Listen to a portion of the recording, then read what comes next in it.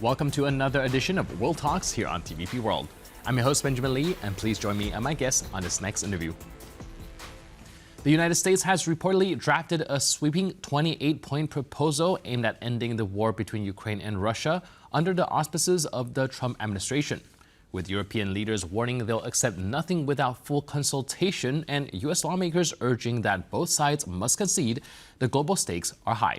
Joining us today on TVP World to analyze U.S. strategy, alliances, and risk is Joshua Burgin, founder of the Alliance for Global Security, a specialist in U.S. defense diplomacy as well as global peace frameworks. Hello and welcome to TVP World. Good evening, Ben. Good to be with you tonight. So before we kick things off, we do have a reaction from the Ukrainian president on this 28-point peace proposal. Let's take a look and like to pick your brains on it a little bit.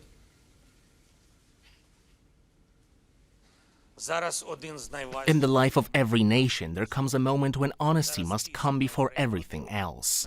Right now is one of the most difficult moments in our history. The pressure on Ukraine is among the strongest we have ever faced.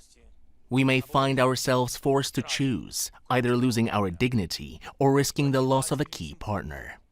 We're facing either the difficult 28 points of the plan or an extremely hard, the most challenging winter ahead, along with other dangers.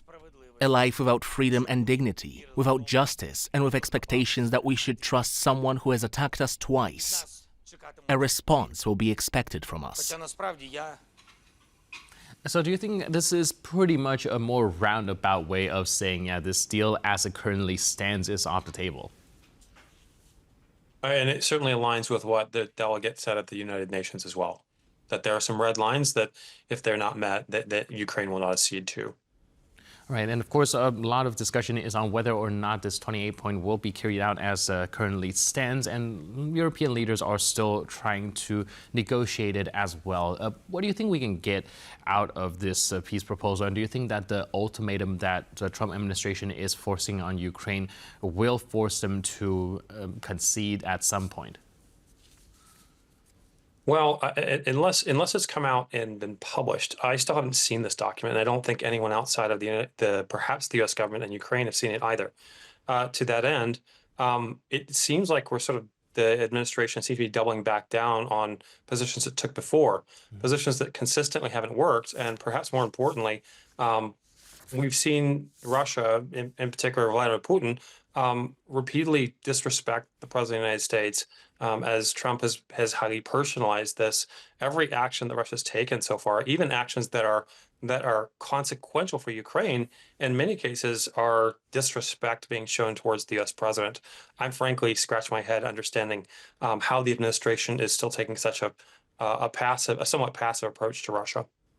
Right, we're trying to figure this out as well, because it does seem like they're taking 2 steps forward and then 2 steps back. A lot of these points, it still seems like a deja vu from what's being discussed before. And if it hadn't worked then, the question begs the question, why having the same proposals now? And frankly, I can't answer the question at the moment. I mean, Russia has been so consistent in its own behaviors. It kind of reminds me of the Aesop's fable, the scorpion and the frog. The frog carries the scorpion across the river. The scorpion stings the frog, and the frog says, "Why'd you do that? Now we're both going to die." The scorpion responds, "It's in my nature." Russia's nature is to overplay its hand. Russia's nature is maximalistic and not to negotiate. It's a principle enshrined within their intelligence and foreign services, the notion of demand the most and never compromise. And yet I don't think this is going to work in the end. And it seems also quite odd to me that the U.S. and even Europeans, no one is clearly articulating, we want to win here. Because Russians are clearly articulating, we want to win, and the West is sort of like, let's negotiate something good for everyone. Russia is simply not going to do that. And I don't understand why that's not understood in both European and the U.S. Capitol. Right. Do you think this is an attempt to restart this conversation and perhaps reach some sort of ultimate agreement, or is it perhaps an attempt at shifting more responsibility for Ukraine's defense to the European partners? This is a good question. I think there may be some legitimacy to the latter. I mean, obviously, this administration, President Trump campaigned on being able to settle the Ukraine-Russia war. And, the idea of doing nothing is probably not acceptable for the administration. Therefore, it's putting forth something. We noted just less than a week or so ago, the Secretary of State withdrew from talks with Lavrov, stating they weren't willing to negotiate. It's not clear what points would have come from the U.S. side or the Russian side. I think it's fascinating to go to Secretary of State Rubio saying both sides are going to have to concede something, and it's not clear to me, is he referring to the U.S.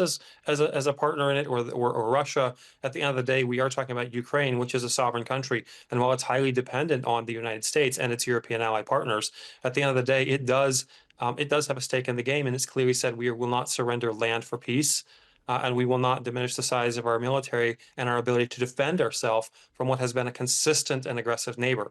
On the European side, you and I have litigated this a number of times and are in full agreement that the Europeans have maintained a status quo now for decades, ignoring the requests of multiple U.S. administrations saying you need to take a greater responsibility for your defense. And ultimately, I think Ukraine represents the ultimate test of European security. Obviously, European nation-state partners are attempting to escalate what they're doing, allocating funds, standing up manufacturing. But at the end of the day, they're still sort of holding back in the sense, well, you can't use this or that tool. I frankly do not understand why the ultimate aim at this point is to break the will of the Russians to fight this war and make it so costly that they stop. I don't buy, and I probably should pause here, but I don't buy the nuclear saber rattling that Russia ends up engaging in repeatedly and causes people in the West to shake. I truly believe that the Russians are not jihadis. They're not doctrinaire. They're not willing to die for a cause. And they do this because it causes the West to cower. The reality is that there's no interest in them to die for their cause. They're going to push as hard as they can until they hit metal, and we simply haven't shown them metal. And I think that's problematic for the entirety of the West. The members of the EU, members of NATO, and the United States mixed in with that. All right. Now, European leaders have been quoted saying nothing without us in Ukraine, saying that they want more presence in the discussion table. But like you rightfully pointed out as well, it does seem like there's still a little bit of reluctance to actually put some force into not just the statement that they are using right now. Do you think that if Europe does decide to push a bit farther, be it military support for Ukraine or taking a stance, like you mentioned, that they're trying to win and not just come into some sort of negotiation, that would actually give them a stronger position going into any sort of negotiation and make the U.S. administration take it even more seriously? Well, Europe has a reputation for liking to talk, whether it's on business or on defense and security or other matters, and not being willing to take action. As Europe has consistently voiced, that would like to have respect, it would like to create a third pole in certain voices, strategic autonomy. All of these things come when you're a legitimate player at the game.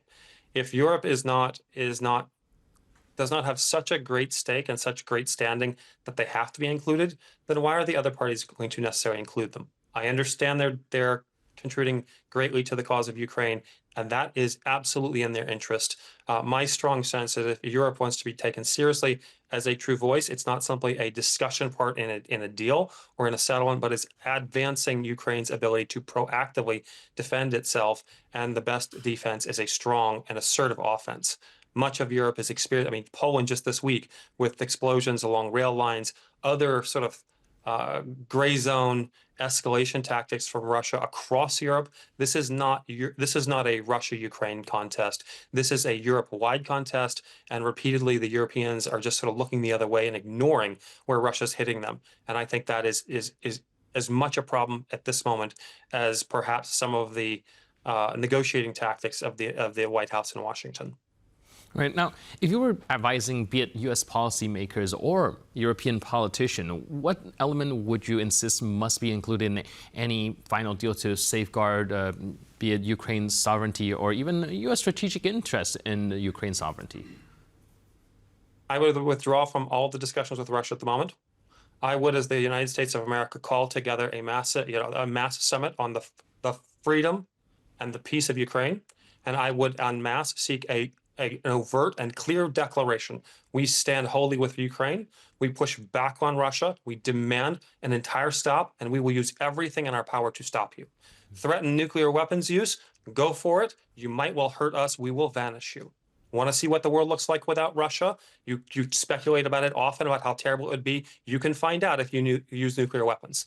Otherwise, if we're all going to be adults here, let's peacefully end this. Withdraw, lick your wounds, live to fight another day, and leave Ukraine and Europe in peace. It should be that strong. It should be unwavering, and it should be the sort of thing where everybody says, "Okay, they have finally decided." Unfortunately, I'm not convinced we will see that in our lifetimes. Right, because one of the concern is perhaps U.S. domestic politics as well, and it does seem like Trump's camp is a little bit divided on whether or not they are willing to go that far when it comes to the defense of Ukraine. From a U.S. vantage point, how much room do you think domestic politics and the U.S. kind of public opinion have to play in whether or not the Trump administration is able to go, well, perhaps not that far, but a little bit farther in support of Ukraine? So long as the United States is not losing men on the battlefield, the U.S. public doesn't pay a lot of attention. If I had $1 for the number of times someone from Russia, Ukraine, Kazakhstan, other parts of the Eastern European and post-Soviet space have said to me, what do they think about us in America? And I can tell you with certainty, the vast majority of Americans are not thinking about this region in long-form ways. So to that end, I think the administration is well within its power to establish what the terms should be, just as Reagan did.